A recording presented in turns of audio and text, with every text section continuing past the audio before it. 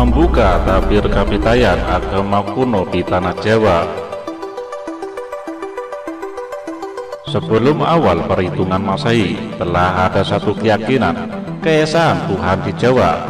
Para leluhur orang Jawa sudah menyadari bahwa keyakinan untuk dipercaya dan dijalankan ajarannya bukan menjadi bahan perdebatan atau sumber pertikaian dan perang. Karenanya mereka sudah membekali diri dengan pengetahuan tentang zat tertinggi dan bagaimana menemukannya. Orang Jawa telah percaya keberadaan suatu entitas tidak kasat mata, namun memiliki kekuatan adikodrati yang menyebabkan kebaikan dan keburukan dalam kehidupan manusia. Mereka tidak pernah menyembah selain Tuhan. Karenanya mereka tidak menyembah dewa atau betara yang diyakini sebagai makhluk Tuhan. Mereka hanya menyembah Tuhan yang disebut Sang Hyang Taya. Pada masa itu, orang Jawa belum memiliki kitab suci, tetapi mereka telah memiliki bahasa sandi yang disimbolkan atau disyaratkan dalam semua sendi kehidupan dan mempercayai ajaran yang tertuang di dalamnya tanpa mengalami perubahan karena memiliki aturan yang baku. Kesemuanya merupakan ajaran yang tersirat untuk membentuk laku utama, yaitu tata krama atau aturan hidup yang luhur, serta menjadikan orang Jawa sebagai sosok penjawani, yang artinya berkepribadian orang Jawa. Orang Jawa yang memahami etika senantiasa menerima ajaran agama yang dibawa oleh kaum migran seperti Hindu, Buddha, Islam, Nasrani, dan Konghucu, selama memiliki sama dengan ujung monoteisme. Karenanya banyak agama yang dibawa kaum migran memilih basis dakwahnya dari Jawa. Leluhur orang Jawa selalu melihat bahwa agama sebagai seperangkat cara pandang dan nilai-nilai yang disertai dengan sejumlah laku. Ajaran mereka tidak terpaku pada aturan ketat dan menekankan pada konsep keseimbangan. Mereka hampir tidak pernah mengadakan kegiatan perluasan ajaran, tetapi melakukan pembinaan secara rutin. Simbol-simbol laku berupa perangkat adat asli Jawa seperti keris, wayang, pembacaan mantra, atau penggunaan bunga-bunga tertentu bermakna simbolik mengekspresikan wibawa magis dan bukan inti ajarannya. Memang tidak bisa dipungkiri telah banyak penghayat kejawen dengan mudah memanfaatkan ajaran leluhur melalui praktek lemik dan perdukunan. Padahal tindakan itu tidak ada dalam ajaran para leluhur. Dasar pemahaman ajaran kapitayan. Sebelum memasuki agama Islam, sudah ada agama kuno di tanah Jawa, yakni kapitayan, yang menurut sejarawan Belanda sebagai animisme dan dinamisme. Agama tersebut merupakan perkembangan dari ajaran dan keyakinan kepada Sang Hyang Taya. Sang Hyang Taya yang menjadi pujaan para penganut kapitayan tersebut memiliki makna hampa atau kosong. Orang Jawa mendefinisikan Sang Hyang Taya dalam satu kalimat, Tan Kenong Dinoyo Ngopo, yang artinya tidak bisa diapa-apakan keberadaannya. Karenanya agar bisa disembah, Sang Hyang Taya mempribadi dalam nama dan sifat tu atau to yang bermakna daya gaib dan bersifat adikodrati. Dalam bahasa Jawa kuno, kata taya diartikan dengan kosong atau hampa, namun bukan berarti tidak ada. Istilah taya digunakan untuk mendefinisikan kalimat Tan Kenong Dinoyo Ngopo, sesuatu yang tidak bisa dilihat atau diangan-angan, sesuatu yang ada namun tidak ada. Perlu diketahui bahwa konsep yang dalam Sang Hyang Taya merupakan asli dari sistem kepercayaan orang Jawa. Dalam bahasa Melayu, Kawi, Jawa, Sunda, atau Bali, kata hyang dimaknai sebagai keberadaan kekuatan adikodrati yang bersifat supranatural. Keberadaan spiritual tersebut bersifat ilahiyah yang mencipta, mengatur, dan mempengaruhi segala sesuatu di jagat raya. Sesuatu yang mutlak, yang tidak bisa dipikir dan dibayangkan atau niskala, tidak bisa didekati dengan panca indera. Dipahami bahwa Tu adalah tunggal dalam zat. Tu lazim disebut dengan nama Sang Hyang Tunggal. Dia memiliki dua sifat, yakni kebaikan dan kejahatan. Tu bersifat kebaikan disebut Tuhan atau Sang Hyang Wenang. Tu bersifat kejahatan disebut Sang Hyang Manikmaya. Dengan demikian, Sang Hyang Wenang dan Sang Hyang Manikmaya merupakan sifat dari Sang Hyang Tunggal. Karenanya, baik Sang Hyang Tunggal, Sang Hyang Wenang maupun Sang Hyang Manikmaya bersifat gaib, tidak dapat didekati dengan panca indera dan akal pikiran. Mereka hanya diketahui sifatnya. Karena Sang Hyang Tunggal yang memiliki dua sifat paradok merupakan zat gaib, maka untuk memujanya dibutuhkan sarana-sarana yang bisa didekati panca indera dalam alam pikiran manusia. Fakta ini yang menjadikan ajaran Kapitayan sebagai kekuatan gaib dari pribadi tunggal Sang Hyang Taya yang tersembunyi di dalam segala sesuatu bernama Tu atau To. Karenanya para pengikut ajaran Kapitayan meyakini adanya kekuatan gaib pada watu, tugu, tulang, tunggul, tulang, tumbang, tunggang, tulung, pintu, topeng, tosan, topong, towok, toyak. Dalam melakukan bakti puja pada Sang Hyang Taya, orang Jawa menyediakan sesaji berupa tumpeng, tumbal, tunggu, dan tukung melalui sesuatu yang diyakini berkekuatan gaib. Dalam Islam terdapat tingkatan-tingkatan ibadah seperti syariah, thariqah, hakikat, dan makrifat. Sementara dalam Kapitayan, praktek tersebut merupakan proses ibadah tingkatan syariat yang dilakukan masyarakat awam pada Sang Hyang Tunggal.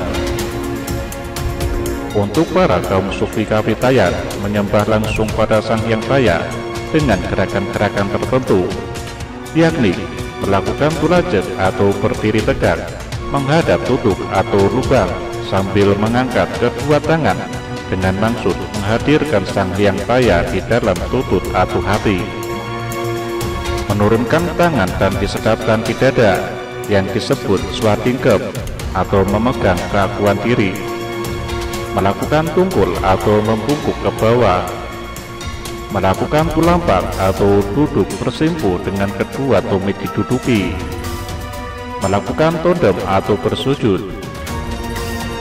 Di dalam melakukan ibadah, para penganut Kapitayan juga seperti orang-orang Islam yang menggunakan masjid, orang-orang Hindu menggunakan pura, orang-orang Buddha menggunakan wihara, atau orang-orang Nasrani menggunakan gereja.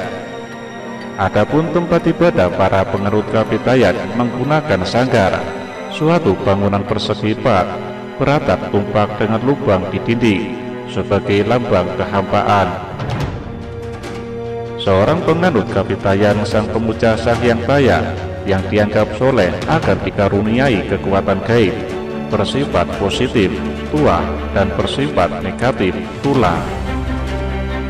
Mereka yang sudah dikaruniai tua dan tulah tersebut dianggap berhak menjadi pemimpin masyarakat. Mereka itulah yang disebut ratu atau datu. Cikal bakal gelar ratu dan datu bagi para pemimpin kerajaan.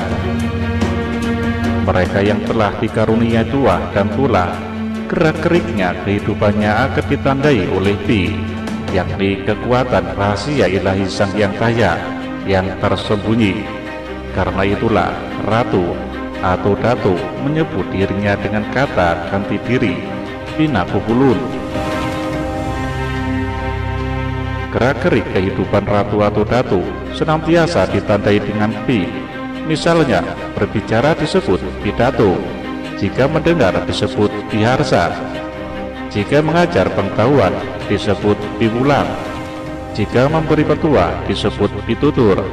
Jika memberi petunjuk disebut pituduh. Jika menghukum disebut pidana. Jika memberi keteguhan disebut piandel. Jika menyediakan sejati untuk arwah leluhur disebut pita puja. Jika memancarkan kekuatan disebut pideksa. Jika meninggal dunia disebut pitara.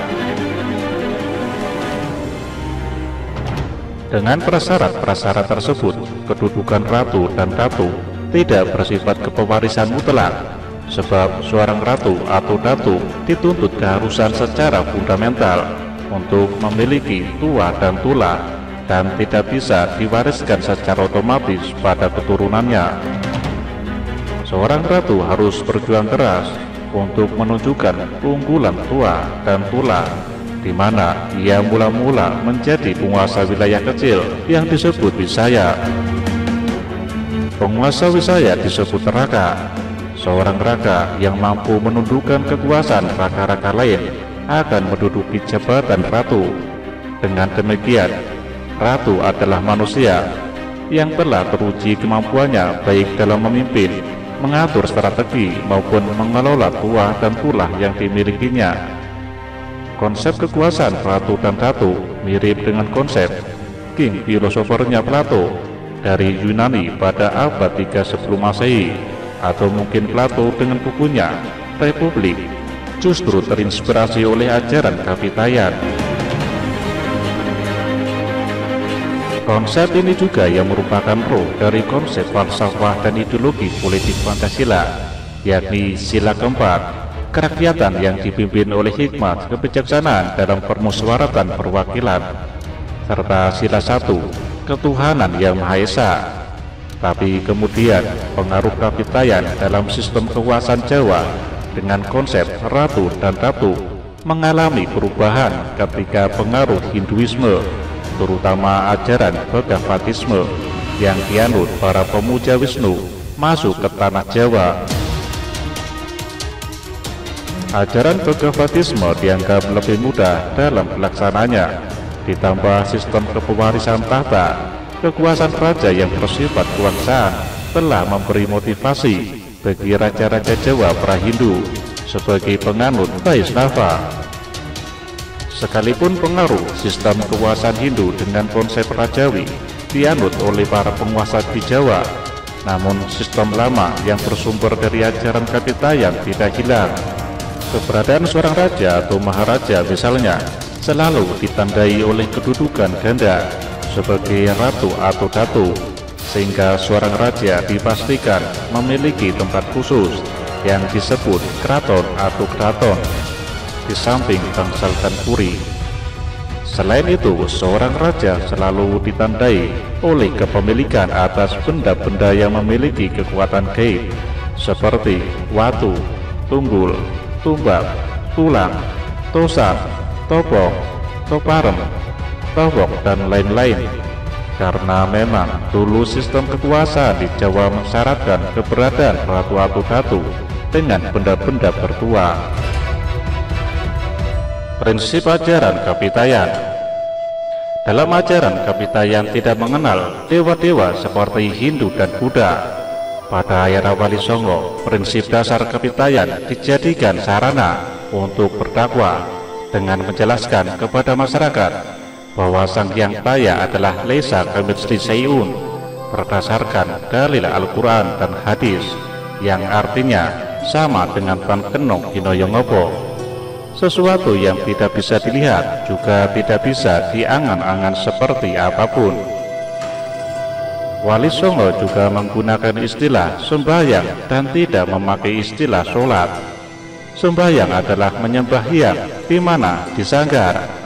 Tapi bentuk sanggar Kapitayan diubah menjadi seperti langgar di desa yang ada mihrabnya, dilengkapi beduk. Ini pun merupakan adopsi Kapitayan. Tentang ajaran ibadah tidak makan tidak minum dari pagi hingga sore tidak diistilahkan dengan saum, karena masyarakat tidak mengerti, tapi menggunakan istilah upawasa, kemudian berubah menjadi puasa. Orang-orang dahulu jika ingin masuk Islam cukup mengucapkan syahadat, Setelah itu, selamatan dengan menggunakan tumpeng. Dengan demikian, kapitayan selalu menyeleksi atas semua yang masuk. Jangan harap bisa diterima oleh kapitayan bila ada agama yang Tuhannya berwujud seperti manusia, karena alam bawah sadar mayoritas masyarakat Jawa akan menolak. Hindu pun ketika masuk ke Jawa juga diseleksi. Ajaran Hindu yang paling banyak pengikutnya waktu itu adalah Waisnawa, pemuja Wisnu. Namun karena terdapat ajaran yang menyatakan bahwa Wisnu bisa muncul dalam sosok manusia, akhirnya ajaran itu habis tergusur. Digantikan ajaran Siwa yang berpandangan bahwa Tuhan tidak bisa mewujud sebagaimana manusia. Sebagai agama, kapitayan memiliki pokok ajaran yang diamalkan oleh para penganutnya. Perihal pokok ajaran kapitayan adalah Hamemayu Hayuning Buwono, menjaga atau menata keindahan jagat, baik jagat cilik atau mikrokosmos dan jagat gede atau makrokosmos. Dalam pemahaman orang Jawa, jagat cilik bersifat fisikal atau materi, sedangkan jagat gede bersifat metafisikal atau imateri. Bila diumpamakan manusia, jagat cilik adalah raga manusia, sedangkan jagat gede adalah metafisika atau spiritual manusia. Melalui spiritualnya, manusia dapat mengenal Tuhan. Karenanya orang Jawa berpendapat bahwa di dalam hati Tuhan bersemayam. Agar hubungan antara manusia dengan Tuhan tetap dinamis, maka keduanya harus manunggal. Maka dalam ajaran kapitayan, manusia yang dapat manunggal dengan Tuhan harus menyelaraskan cipta, rasa, karsanya dengan Sang Hyang Raya, sehingga hubungan mereka seperti lampu dengan cahaya, keris dengan warangka, alu dengan lupang, atau lingga dengan yoni. Bila hubungan antara manusia dengan Sang Hyang Raya telah terbentuk, maka jagat akan tampak indah. Jagat akan terkelola dengan baik, dinamis, dan selaras.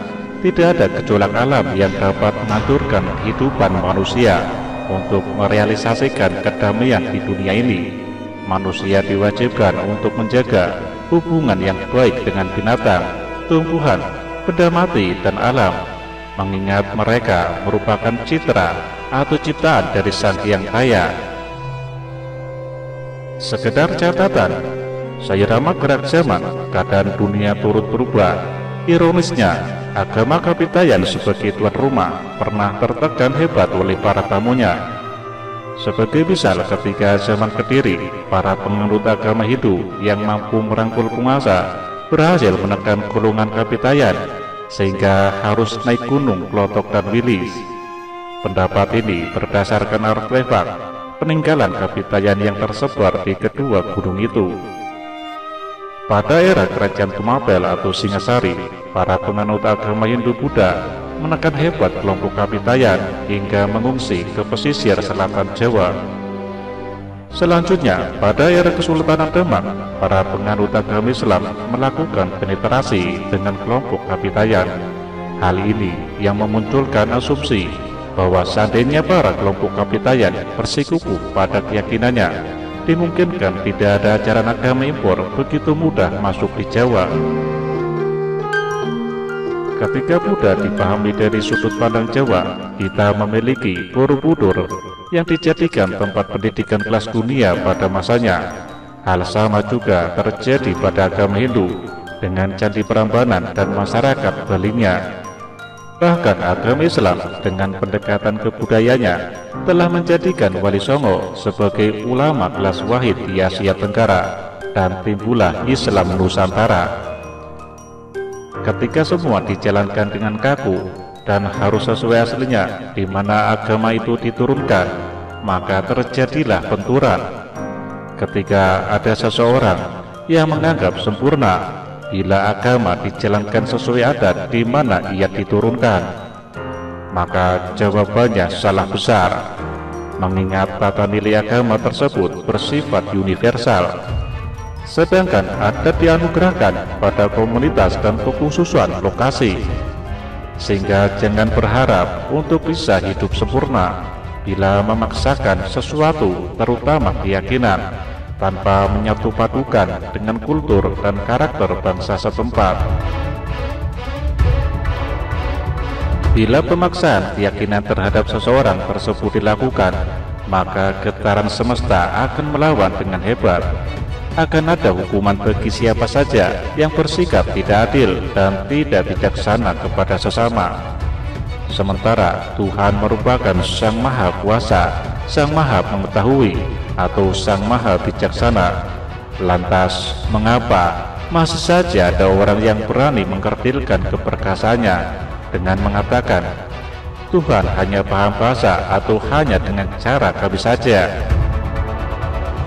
Akan tiba waktunya kebangkitan ajaran kuno yang pernah berjaya di masa silam, bukan hanya di Jawa, tetapi juga di Nusantara atau dunia.